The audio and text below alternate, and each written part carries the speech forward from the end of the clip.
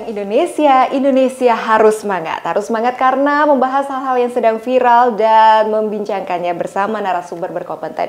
Dan kali ini pemirsa kita masih membahas yang namanya polemik legalisasi ganja. Boleh dan tidaknya batasnya ada di mana sih? Nah, kita sadar pemirsa yang namanya ganja ini sudah jelas ya dalam Islam juga dilarang untuk hal-hal yang dapat memabukkan dan lain-lainnya. Tapi kita juga sadar bahwa yang namanya potensi alam itu pasti akan selalu ada dalam setiap karunia Allah Subhanahu wa Ta'ala. Nah, kita simak dulu yuk ini bagaimana kita mengenal dulu yuk pemirsa potensi sekaligus bahayanya dari tanaman kanabis atau ganja ini yuk.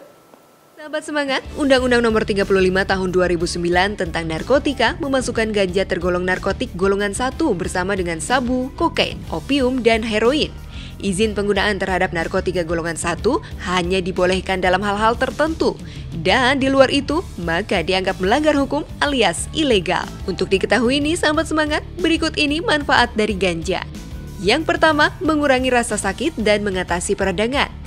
Cannabinoids dalam marijuana dapat mengurangi rasa sakit dengan mengubah jalur persepsi nyeri di otak. Hal ini dapat berguna untuk mengobati kondisi yang menyebabkan nyeri kronis. Yang kedua, obati gangguan neurologis dan mental. Karena efeknya pada sistem limbik, dokter terkadang meresepkan ganja untuk mengobati kondisi kesehatan saraf dan mental. Yang ketiga, perbaiki gangguan tidur. Efek relaksasi marijuana atau ganja dapat membantu memperbaiki gangguan tidur seperti insomnia. Tidur yang lebih baik juga dapat terjadi ketika rasa sakit berkurang dari penggunaan ganja. Namun sahabat semangat, berikut ini beberapa efek samping yang harus dipertimbangkan jika mengonsumsi ganja. Yang pertama, efek halusinogen. Efek halusinogen ganja dapat menyebabkan halusinasi ringan, keterampilan motorik yang buruk, atau persepsi realitas yang berubah. Karena alasan ini, aktivitas tertentu mungkin tidak aman setelah menggunakan ganja. Yang kedua, efek depresan. Ganja dapat menyebabkan efek depresan, mirip dengan yang terlihat pada penggunaan alkohol. Orang yang mengonsumsi bisa merasa tenang dan rileks, tetapi juga dapat bermasalah dengan koordinasi dan konsentrasi. Yang ketiga, efek stimulasi ganja dapat meningkatkan suasana hati, tetapi juga dapat menyebabkan hiperaktif, pernapasan cepat, serta peningkatan tekanan darah dan detak jantung. Yang keempat, penyakit jantung hingga stroke. American Heart Association merekomendasikan untuk menghindari penggunaan ganja dalam segala bentuknya. Hal itu karena kandungan dalam ganja berpotensi menyebabkan kerusakan pada jantung, paru-paru, dan pembuluh darah. Terakhir, efek pada otak. Ganja menyebabkan efek halusinasi, psikiatri, adiksi atau kecanduan, serta pemicu gangguan jiwa. Gimana? Lebih banyak bahayanya kan, sahabat semangat? Jadi efek halusinasi ya.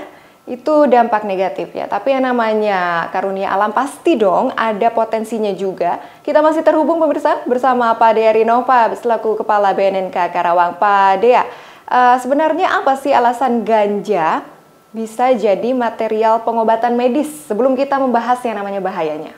Dalam tanaman ganja tersebut itu terdapat 750 zat gitu ya, dan ada 104 zat yang diantaranya kanabinoid. Gitu. Nah, zat-zat itu termasuk ada juga kandungan yang utamanya di dalam tanaman ganja itu adalah zat delta 9 tetrahydrocannabinol. Gitu. Dan biasanya pun juga kalau dites urin itu positifnya tetrahydrocannabinol (THC). Itu zat salah satu zat juga dari yang 750 zat dan 104 yang kanabinoid. Hanya saja ganjanya itu nggak bisa untuk kepentingan medis, tapi yang bisa di dalam zat itu ada yang di dalam tanaman ganja itu ada zat yang namanya cannabidiol, CBD, cannabidiol, ya. Nah, cannabidiol itu memang tidak menimbulkan psikoaktif. Kalau THC atau delta 9 THC itu memang menimbulkan psikoaktif dan diambil oleh reseptor otak. CB1 diambil delta 9-nya dan itu mengakibatkan psikoaktif. Gitu. Tapi kalau memang cannabidiol itu memang tidak menimbulkan psikoaktif. Tapi kandungan ganja yang ada di luar negeri untuk cannabidiolnya mungkin lebih tinggi. Tetapi ada batasan-batasan bahwa ganja yang untuk kepentingan medis itu ada kadarnya, standar kadarnya masing-masing negara beda-beda. Ada kadar THC-nya 0,03%, atau 0,02% gitu ya. Nah, tapi kalau di Indonesia kadar THC-nya 12% ke atas, jadi tidak bisa untuk kepentingan medis, tapi ada zat yang namanya cannabidiol. Dan pemirsa, telah hadir juga bersama kami melalui sambungan telekonferensi ada Pak Budi Irawan selaku akademisi dan ahli taksonomi tumbuhan dari Universitas Padjadjaran. Pak Budi, Assalamualaikum. Waalaikumsalam warahmatullahi wabarakatuh. Pak Budi, tolong gambarkan bagi kami nih yang awam, Pak Budi, soal taksonomi atau pengelompokan tanaman kanabis atau ganja ini seperti apa sih, Pak Budi? Kita mungkin kita dikenalnya dengan ganja atau di luar dengan marijuana atau ada yang menyebutnya hemp juga, itu bagian dari tanaman yang secara nama ilmiahnya itu adalah Cannabis sativa.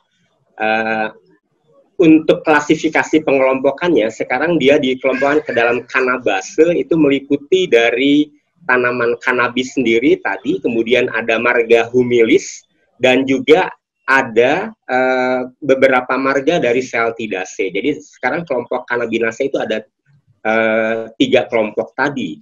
Dan spesies ini pertama kali dideskripsikan oleh Carolus Linnaeus dalam bukunya Species Plantarum yang diterbitkan pada tahun 1753, yang berasal dari bahasa Yunani cannabis dan juga bahasa sativa yang berarti dikultivated atau dibudidaya. Dari spesies Cannabis sativa ini kita dari bentuk daunnya yang kita kenal bagian-bagiannya ada cangap ya, bercangap atau partipus yang mirip dengan daun singkong keterannya. Nah, kemudian pada tahun 1785 itu ada peneliti lagi namanya Landmark. Dia mendeskripsikan jenis yang berbeda yang disebut dengan Cannabis indica gitu ya, yang tangkainya berkayu, kemudian memiliki kandungan THC yang lebih kecil daripada CBD. Makanya tadi ada beberapa variasi atau subspesies yang memiliki kandungannya berbeda-beda.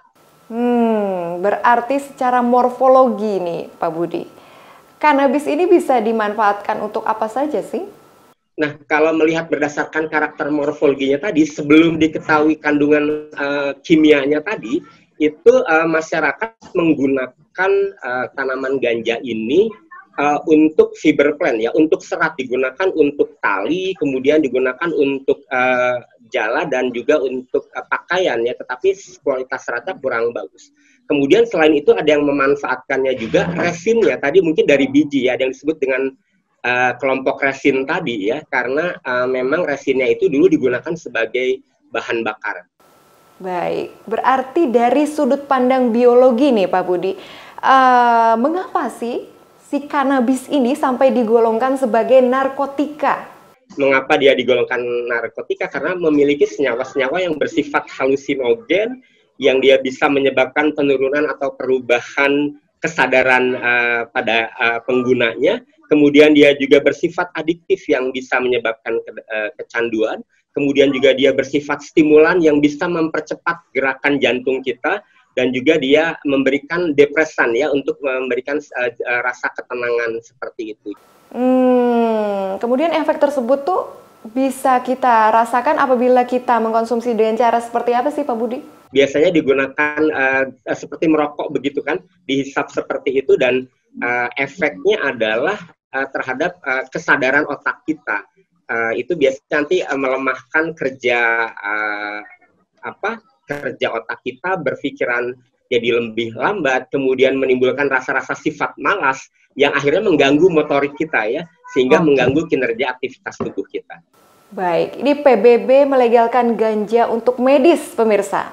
Ini apakah tantangan atau sebuah ancaman? Kita akan bahas selengkapnya usai jeda berikut ya pemirsa. Tetaplah bersama kami di Semangat Siang Indonesia. Indonesia harus semangat.